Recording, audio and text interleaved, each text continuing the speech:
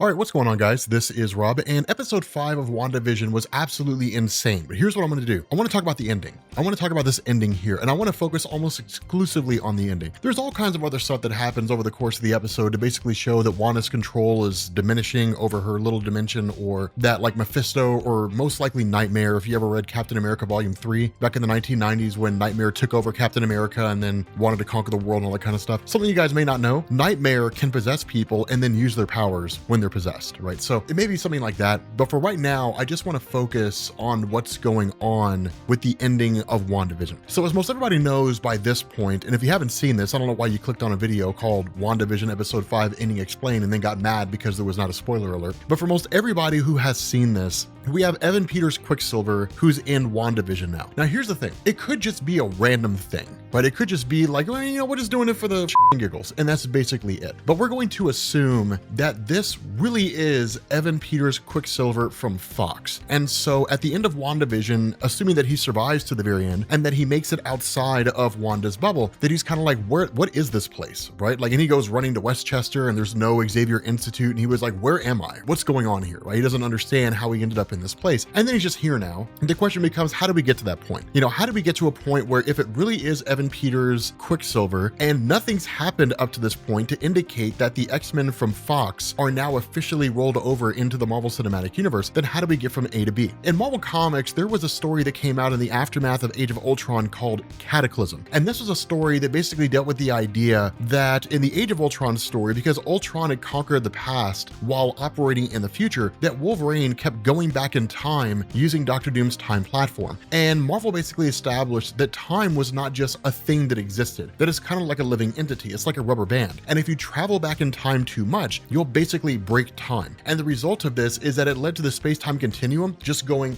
haywire. Like, it basically just went nuts. It was like it exploded. Not literally, but something akin to that. And it led to all these crazy instances where characters from other universes were traveling to other universes. They weren't really choosing to, they were just whisked away. And the main Marvel universe, Galactus, was actually sent over to the Ultimate Universe, which is where the Marvel Cinematic Universe is largely based on. But that's my thought here. We know that, like, the Time Variance Authority is going to be important in Loki, and the Time Variance Authority plays the role of making sure that the space-time continuum is held intact. Now, I think it'd be kind of cool that if we looked at the events of Infinity War and Avengers In Game, we look at the idea of the Avengers going back in time, different things like that. They did it the first time in order to take the Infinity Stones. Then they did it a second time in order to put the stones back to where they were supposed to be, basically meaning the Infinity Stones are intact in the Marvel Cinematic Universe as it exists right now, just not in the same location they were before. Probably just, they've moved around a little more since they were originally put back, because technically Thanos never actually gathered them in order to assemble the Infinity Gauntlet. So if we take that concept and we roll this over, then what it really looks like here is that it's entirely possible that the space-time continuum really is broken. It's one of the things they talked about in Doctor Strange, that manipulating time isn't manipulating time, that it's violating and abusing the space-time continuum. If you do it enough times, you can break it. And there's room for Marvel to introduce the idea that this has actually happened, right? I mean, I wouldn't go as far as to say that the Avengers traveling back in time in Avengers In Game to take the Infinity Stones, bring them to the present day, use them, and then travel back in time again to put them back where they were supposed to be. I wouldn't say that's enough action to destroy the space-time continuum. But I will say that Doctor Strange, looking through every single scenario during the events of Infinity War, and then ultimately giving up the Time Stone to Thanos, might be enough to impact it. Thanos rewinding time in order to basically reconstitute Vision so we can get the Mind Stone, that could impact it as well. At this point, I'm just kind of spitballing and ballparking. But if we say that that's the case, that that's actually what happened and the space-time continuum is in effect broken, it wouldn't really be that hard for Scarlet Witch to reminisce on the idea of her brother. And if she cannot truly bring him back from the dead, then just subconsciously wish him to come back, and then he basically just gets snatched out of the Fox universe and then brought over to the Marvel Cinematic Universe. Now, I know that's super thin. That's like a paper thin theory on this, but at this point, we don't really have much else to go on.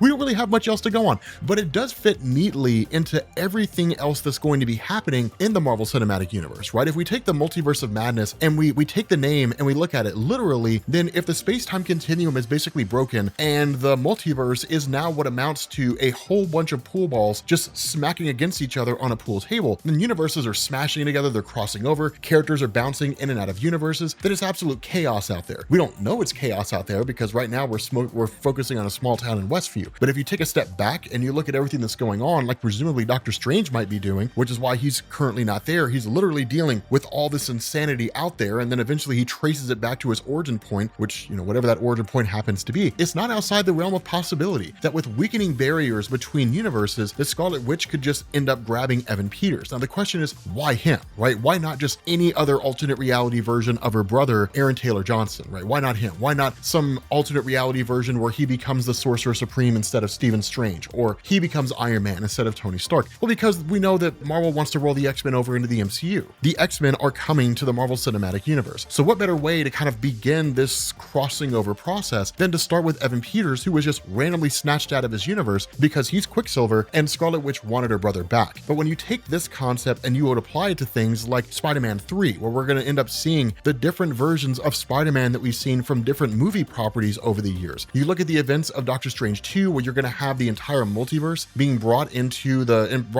focus in the MCU, then it becomes a lot more clear. And it really seems possible. As far-fetched as it may appear to be, it really seems possible. But again, at this point, we just don't have enough of Evan Peters. It could very well be that he'll be in this episode and that at the end of the episode he appears, and then in episode 6, Wanda's like, "You're not my brother," and then just sends him away or something along those lines. That's entirely possible. For all we know, at the end of WandaVision, Deadpool could just happen to stroll through Westview and be like, "This is weird," and he's like the only person not affected, and he leaves, right? That's entirely possible. And it's really just a guessing game. I mean, at this point, I thought I kind of had it figured out. I thought I had a good idea of what was going on. This threw me for a loop. I am legitimately and truly stumped about what's going on in WandaVision at the moment. So I am looking to you guys.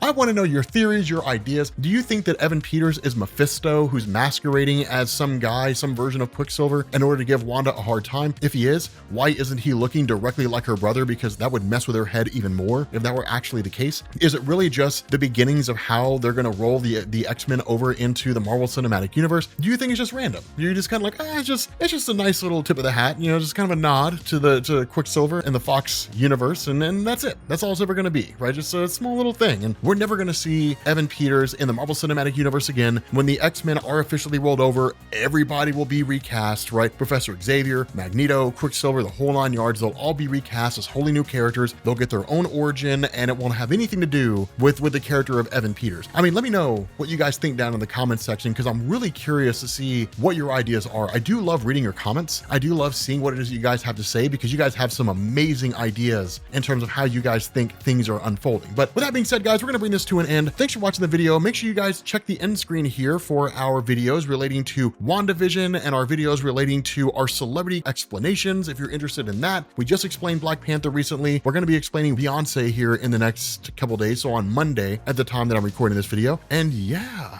I will catch you all later. Peace.